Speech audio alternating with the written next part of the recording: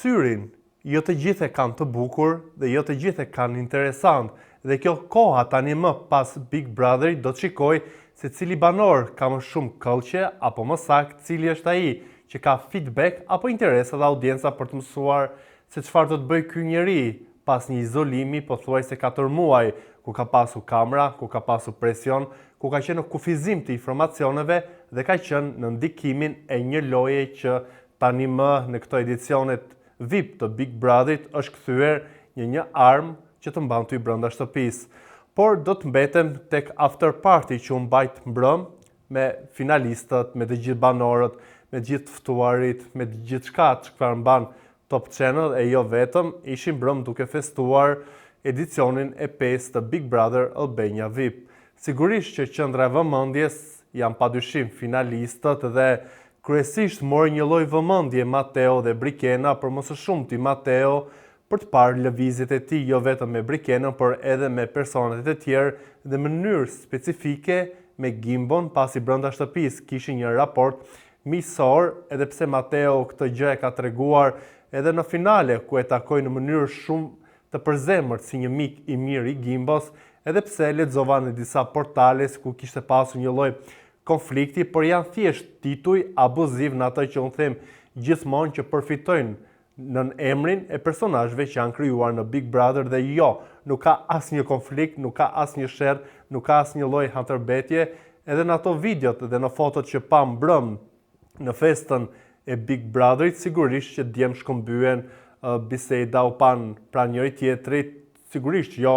në kohë të gjatë se kishin ardhur me njerëzit e tyre, por nuk ka asnjë lloj sherri dhe asnjë lloj tentative pse duhet të ketë, përsa kohë të dy e kanë respektuar njëri tjetrin dhe pse në kuadër të lojës mund të jenë bërë gjëra që ndoshta mund të kenë vënë një lloj pikpyetje, por sidoqoftë kanë treguar që janë djem me parime, që janë djem që nuk shkojnë tek sherri dhe nuk e kanë atë grimcën për të bërë lajme apo skupe me këto lloj nuancat që në fund të ditës nuk tregojnë asgjë, përposhtë një lloj banaliteti që e kemi parë tek tjerët e te djemt nuk është as pak kjo nuancë apo dhe kjo ngacmim që ata duan të jenë në skenë apo në botën e showbizit, në këto vorbullën e vëmendjes që tani më kanë pas daljes nga shtëpia e Big Brotherit. Sigurisht që vëmendje mori dhe Selin, edhe pse me pak deklarata në media, kryesisht në Top Channel aty ku dhe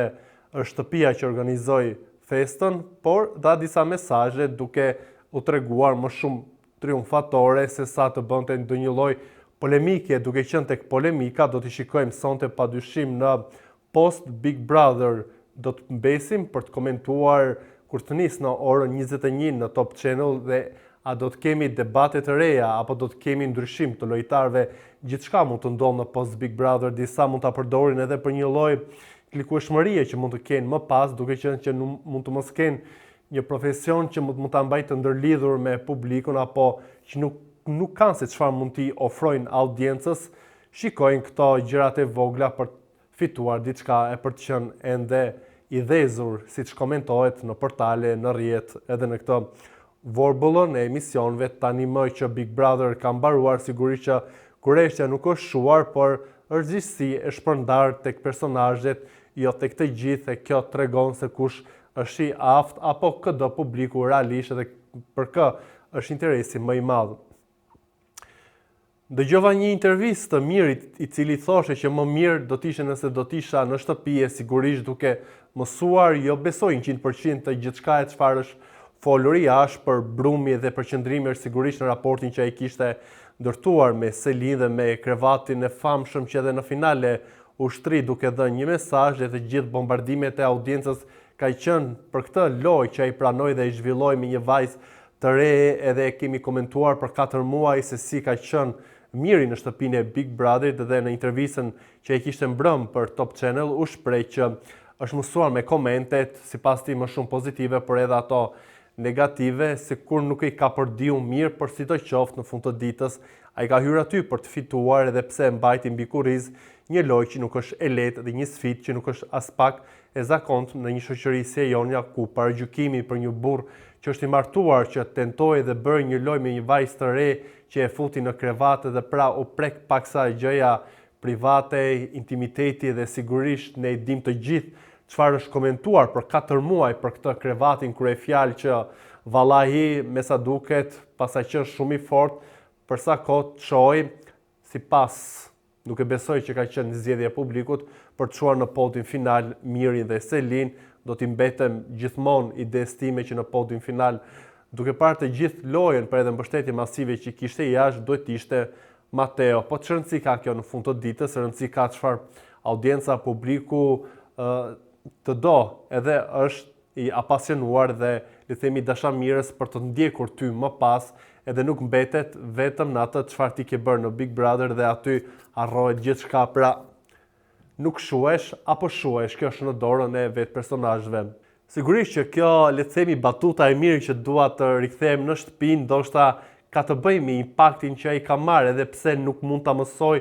kurrë se si ka qenë vorbulla apo dhe komentet për 4 muaj, se në mënyrë të përmbledhur mund të kenë treguar familjarët, njerëzit e tij se si është komentuar, gjykuar dhe analizuar e gjithë çështja dhe mbarvajtja e një loje që Miri bëri me Selin, pastaj një ulje në lojë që ai kishte kur u fut Rogerti në pjesën e dytë të Big Brotherit, një sfumim edhe një lloj agresioni që e shfaqe her pas here me Mateon, që edhe kjo gjë nuk ose u pëlqye shumë në publik, se për sa kohë ishte i qetë, ishte në atë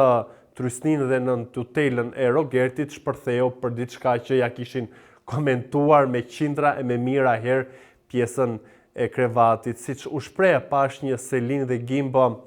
më fisnik në atë që donin të tregonin dhe jo, le të themi, shumë të shpërndar tek masa e malle, ndoshta një lloj tani më tangërliku, sigurisht i kuptueshëm për sa kohë Selin u shpa fituesi edicionit të 5, por do t'jetë, le të themi, një lloj